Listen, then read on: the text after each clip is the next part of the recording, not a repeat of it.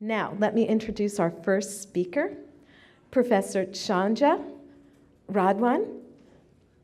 Tonight's first speaker is a learner, educator, facilitator, and author, and she'll pronounce her last name correctly for you. She grew up in a working-class family in rural Louisiana and still identifies as a blue-collar worker in many ways.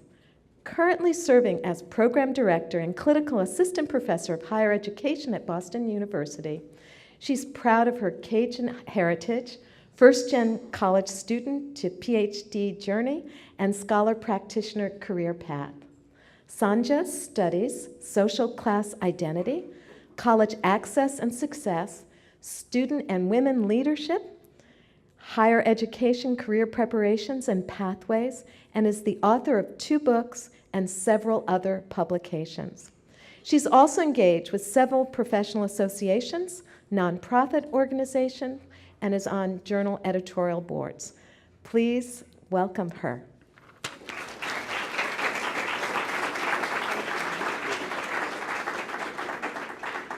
How are y'all doing today?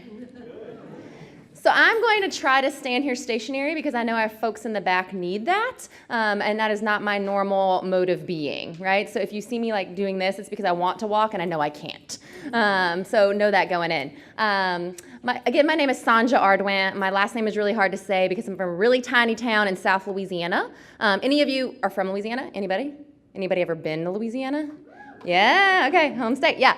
So this is my 3rd year at BU and my 3rd year in the Northeast, so I'm getting used to kind of New England and all of that. So that's kind of a little bit about me. Today I want to talk about social class a little bit, which you may have heard in kind of the bio piece, and you can see up here. But before I do that, I want to talk a little bit about the fact that social class identity is just one dimension of our identity. So while I'm going to talk about social class, I want us to understand that it doesn't occur in isolation as part of our identity.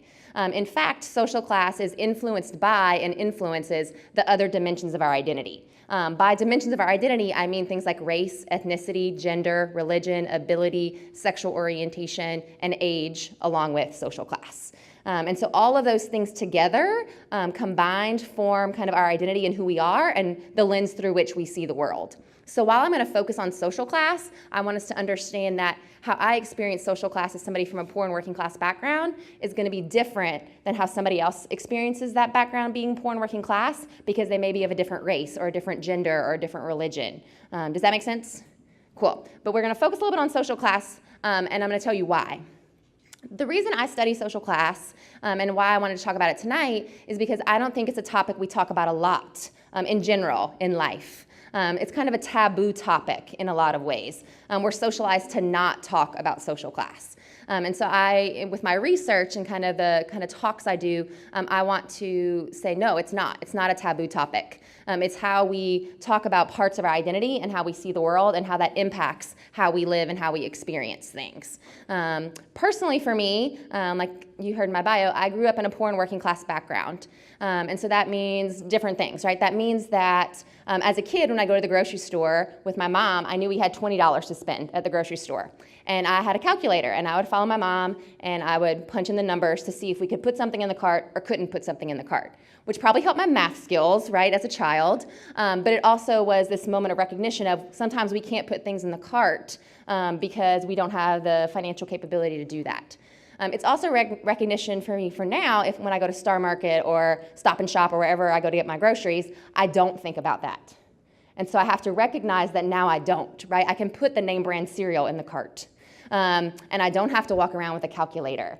And so kind of that dichotomy of experiences from when I was growing up to the advantages and privileges I have now and how I hold both of those together kind of in my identity and in my experience. So it has personal value and connection for me. My parents still identify as blue collar, poor working class. If you go to their house, part of the floor is not there, right? We have a linoleum like floor and part of it's gone and they don't fix it because they can't, right? When they come to schools like BU, they are kind of afraid to go to events. I brought them to a hockey game for the first time in their lives last December, and they're afraid because they don't know how to operate in kind of this kind of environment outside of our kind of rural working class town. So it has value to me personally. Professionally, like I said, there's lots of gaps in the research around social class, particularly around social class and how we experience higher education or colleges and universities. And so my work is really trying to fill that gap and have us start thinking about and talking about how our social class can impact how we experience higher education. So that's my why. What is social class? If somebody said to you, define social class, would you automatically think of this? Raise your hand if that's a yes. Would you automatically think of money? A lot of us in the room, yes. So we would be partially right when we say that, right? There is an association between income, wealth, money, and social class, but it is only partially what social class is, right? It's like one component of social class. And in reality, it's about a lot more than money. So sometimes we think we can fix people's problems in accessing college by giving them scholarships and fellowships and financial aid, which is helpful, but it doesn't necessarily do everything they need to be successful in a college or university. And so I want us to think about how we define social class and expand that from just money and income or wealth to all these different kinds of capitals. So if you've never read Dr. Tara Yasso's work, I would suggest it. She does a lot of stuff around race and ethnicity, but her community cultural wealth model has also been used in studies on social class identity. And basically, Dr. Yasso says is, yes, income and wealth are part of social class and part of community cultural wealth in general. However, it's about also different other capitals. So things like cultural capital. Cultural capital means, how are we taught to dress? How are we taught what are we taught to eat and to like in terms of food? What does it mean if we get to get on an airplane as a child, or we don't get on an airplane till you're 21? That was me. Or what does it mean if you have access to medical care, right? All that's cultural capital. Social capital being, who do we know and who knows us, right? Do we have connections to get an internship or a job, or do we not? And do the connections we have get us to where we're going, or are they only helpful in certain contexts?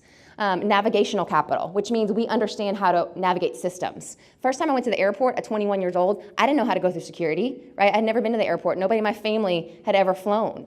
And so even trying to navigate that system of the airport, right, was different based on kind of the capitals I had. Linguistic capital, do we talk with an accent or dialect? What does that mean? Is that viewed in a certain way?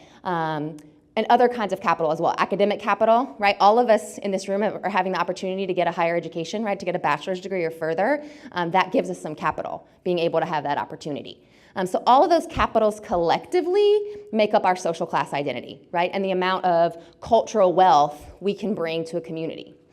The kicker is we all possess capitals. It's just that sometimes the capitals we possess aren't valued in the environment we're in. Right? So everybody has a lot of capital, but if you put people in different contexts, that capital may have more or less value. Alfred Lubrano wrote a great book that was kind of an aha book for me called Limbo, Blue Collar Roots, White Collar Dreams. And it's really about living life, right, and through the lens of social class and how that's experienced. And he basically talks about social class being a script. And through our social class, in combination with our other identities, dimensions of our identity, create this script with which we walk through the world and behave.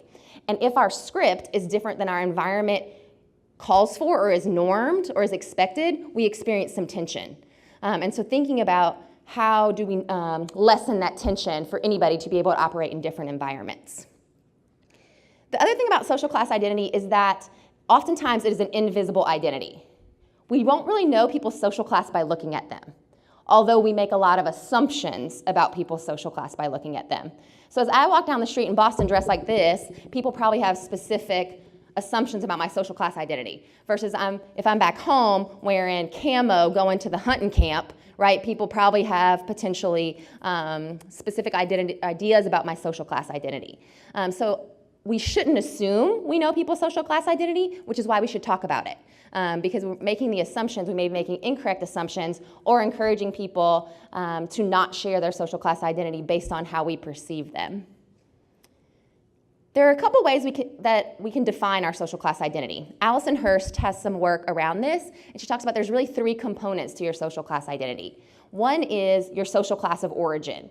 What is your background in terms of your social class? So for me, that would be poor and working class. The second component is, what is your current felt class? So as you currently sit in the chair you sit in, how would you define your social class based on all those capitals I talked about? And I would identify as a class straddler, which we'll talk about. And then the third component of your social class identity is your attributed class. So I talked about people perceiving our class. That is our attributed class. So how do other people perceive your social class? So class of origin, current felt class, and attributed class together oftentimes form our class identity. However, when those things are in tension, so like if my current felt class is different than my attributed class, or my class of origin is different than my current felt class, that creates some dissonance for me. And that's why I identify as a class straddler. Alfred Lubrano's work talks about this and saying it basically means in some environments I feel like I can be part of me. In other environments I feel like I can be part of me, but I can never be the wholeness of me necessarily. So I can be myself in my hometown and utilize those poor and working class capitals, and it fits. And I can be in academia and use my kind of middle or affluent capitals, and that fits. But I don't fit in either one completely anymore. Right? So I have to try to decide which parts of me am I going to be, right? Or how do I try to create a space that lets me be both of those things in the same environment. We also a lot of times think of poor and working class folks from a deficit model. In higher education, that's my field of choice, that's where I've worked for over a decade, people think, how do we give poor and working class students what they don't have? I think that's the wrong mindset. I think that's devaluing the capitals they already have. I think it's thinking about how do we create a system, right, that is ready to educate diverse learners, right? People with different identities, social class and other ones as well. And so I think thinking about how do we shift that model and say, people are bringing lots of interesting things here to the university. They're bringing lots of value and capital and experiences. How do we help them harness those and further build them, right, to be successful in whatever career path they may want?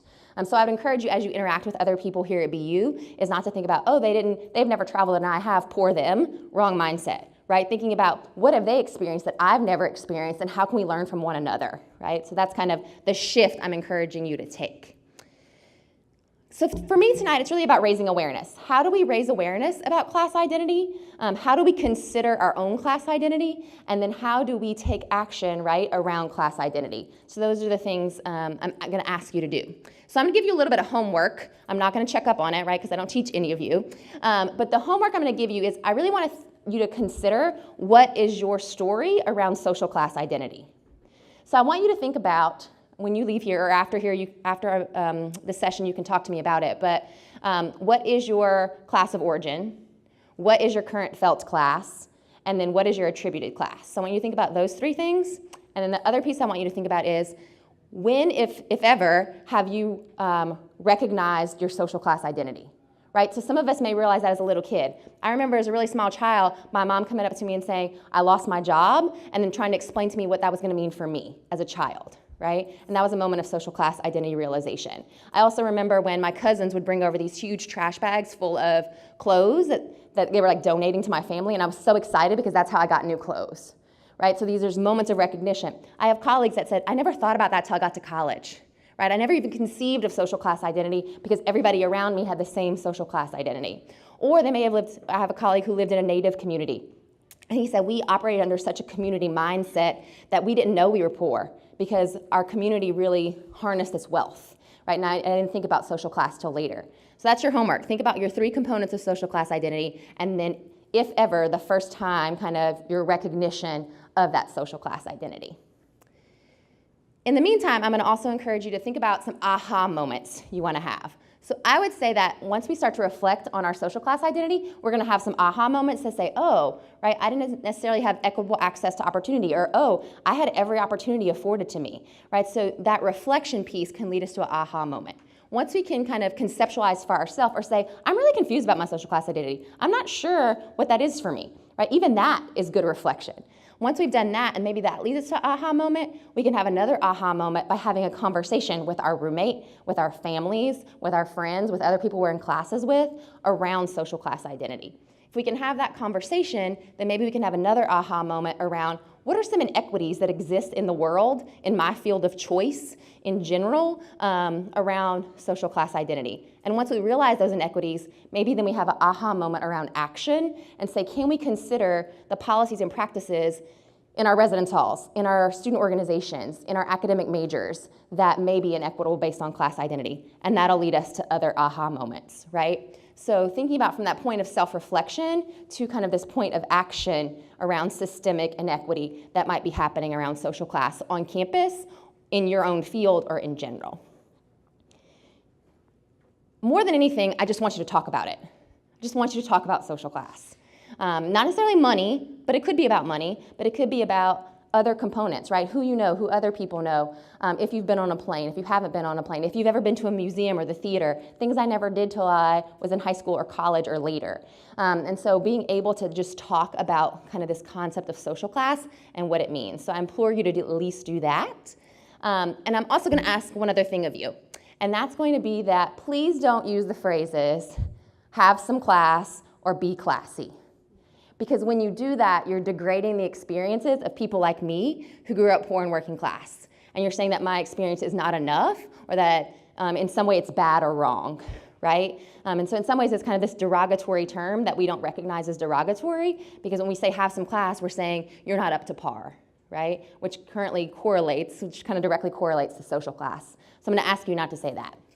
And I'm gonna ask you to let people be who they are, right? I don't like to go to white tablecloth restaurants. They make me really uncomfortable. I grew up in Louisiana where we eat crawfish off of newspaper on top of tables, right, with our hands. And so there's lots of different cultural and social class practices around things like that. And so letting people be who they are and explaining why this is the way I do this, that, or the other. If you're wondering what I'm doing to contribute to the conversation around social class, I have a book that's currently in print at the publisher around social class and college access. I have a book in preparation with a colleague out on the West Coast around social class experiences in the academy, in higher education, and then a number of book chapters on various components of social class and higher education administration. Since mine aren't out yet, any of these would be great to read. So I would suggest Will Barrett's Social Class on Campus directly correlates to maybe the experience you're having now, as well as Chris Destoria's Welcoming Blue Collar Scholars to the Ivory Tower. Limbo was an aha book for me. Another favorite on the bottom right is called The Lives of Campus Custodians by Peter Magolda. And that book is really about the impact and the value our campus custodians have and the way they're making an impact on campus, even though we don't always recognize or value it. So I would suggest those for further reading and learning around social class. And that's what I have for you. Thanks.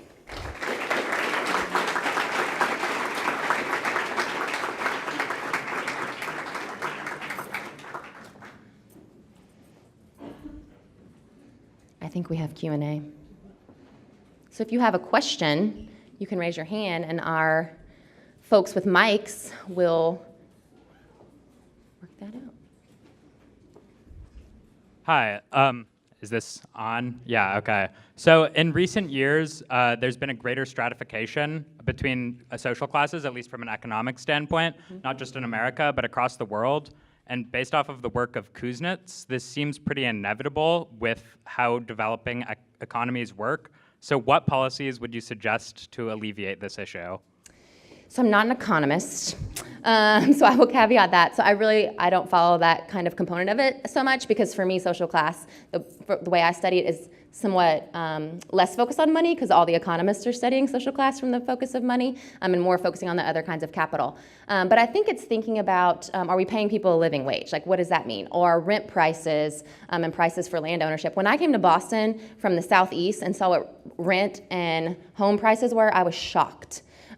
Because what I would pay for the house that just sold next door to me in Roslindale would buy me the town I'm from, right? And so even thinking about those kinds of things and why those things are happening. Are you studying economics? Development economics. Yes, yeah. So you probably can answer your question better than I can answer your question. But I would say too is thinking about, even are we understanding, in addition to economics, what does that mean for folks' healthcare access? What does that mean for their educational access? What does that mean for their housing access, which is increasing even challenges on higher education campuses around homelessness and food insecurity.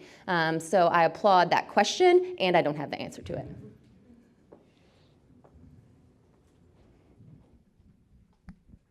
Hi. So if we know someone that has no idea of their own social class or their own privilege, how would you suggest opening up that conversation and trying to approach educating them in a way that's like not demeaning, I guess? Absolutely. So I would say initially having the conversation saying, is social class identity something you've ever talked about or heard of? And they may say no.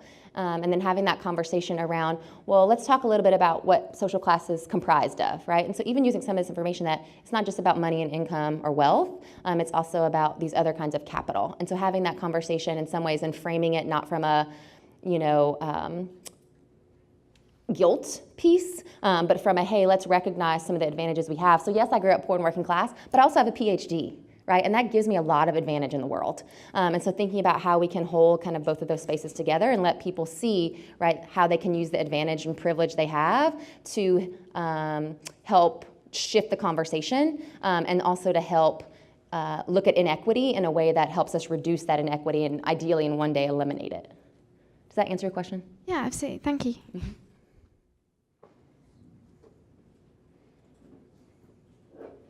Hi. Hello. Okay. Hi.